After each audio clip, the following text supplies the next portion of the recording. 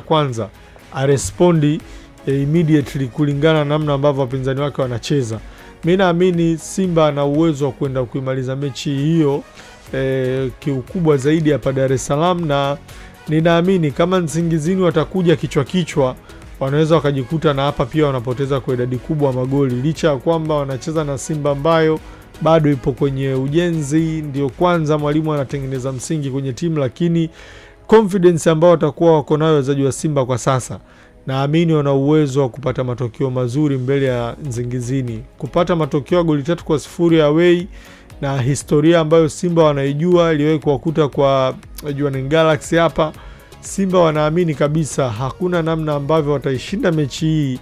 Lazima wawe na nidhamu, lazima wacheze kwenye rhythm ambayo itakuwa inaendana na wapinzani wao. Kwa hivyo mimi naamini mwalimu kwenye uwanja wa mazoezi kwa sasa ni namna gani anaweza akawafanya wachezaji wake wa Simba waje na sura tofauti kwenye mechi ya marejeano dhidi ya Nsingizini. Wao Nsingizini katika sura walomuona nayo Kibu Denis, sura wameona nayo Morris Abraham, sura walioiona ya Jonathan Soa, ya Naby Keita, yule Nangu, kina Rushain, Kapombe, Mpanzu, wote wanatakiwa kuja tofauti kwenye mechi ya marejeano, wasiwe predictable.